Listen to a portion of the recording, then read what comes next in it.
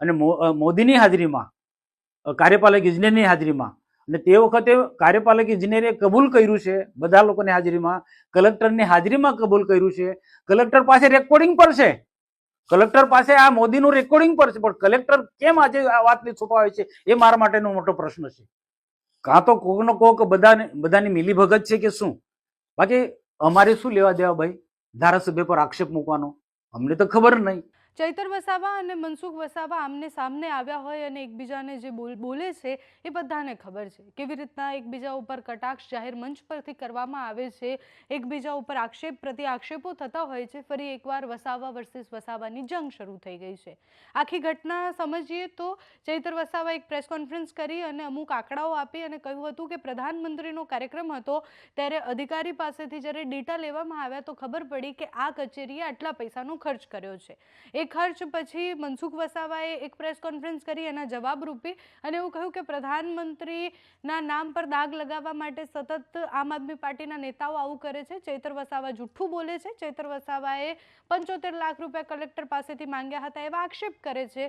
પછી ચૈતર વસાવા જાય છે કલેક્ટર પાસે. ગઈકાલે કલેક્ટર પાસે જઈને કલેક્ટરને સવાલ કરે છે કે આજ સુધી મેં તમારી પાસે કંઈ માંગ્યું? મનસુખ વસાવા જે દાવા કરે છે એ દાવા પર તમારું શું કહેવું છે? તો કલેક્ટર પણ ના પાડી દે છે. અમે ચૈતર વસાવા સાથે વાતચીત કરીએ છીએ તો ચૈતરભાઈ ચોખ્ખું એવું કહે છે કે જો મનસુખ વસાવા માફી નહીં માંગે તો પછી હું એમના ઉપર માનહાનિનો કેસ કરીશ. અને ફરી હવે એકવાર મનસુખ વસાવાએ પોતાની પ્રતિક્રિયા આપતા એવું કહ્યું છે કે હું જો મને ન્યાય નહીં મળે તો હું પક્ષ છોડી દઈશ. એમણે પક્ષ છોડી દેવાની, ભારતીય જનતા પાર્ટી છોડી દેવાની વાત કરી છે. કઈ વાતનો ન્યાય માંગી રહ્યા છે, શું કહી રહ્યા છે મનસુખ વસાવા, તેના પર કરીએ નજર.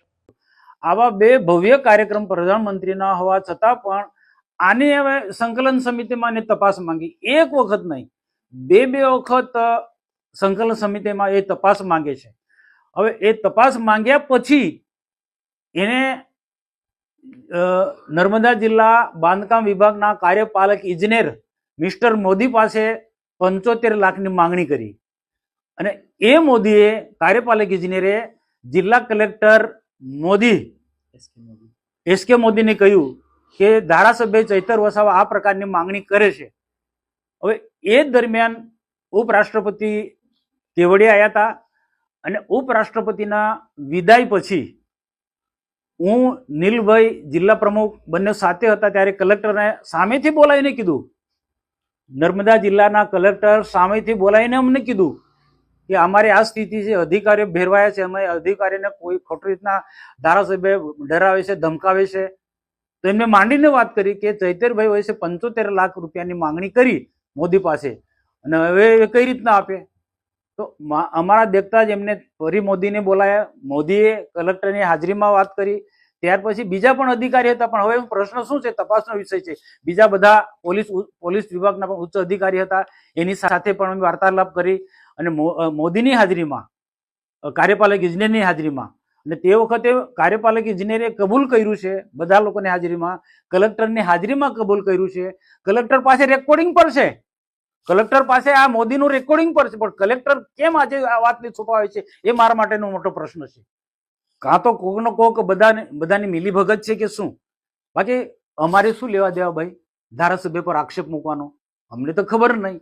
કલેક્ટરે જ્યારે મને ને જિલ્લા પ્રમુખને સામેથી કીધું કે આ અમારી પાસે આ પ્રકારના અમારા અધિકારી પાસે પૈસા માંગે છે, ત્યારે મેં કીધું ના, એક પણ પૈસો નથી આપવાનો, કારણ કે એમને ટેવ પડી ગઈ છે. અને તે જ વખતે બીજા દિવસે પત્રકાર પરિષદ બોલાવીને મેં કીધું ના પત્રકાર મિત્રો કે ભાઈ આ રીતના છે, નામ નહોતું લીધું કે આમ આદમી પાર્ટીના લોકો આ રીતના અધિકારીને દબાવીને અલગ અલગ રીતના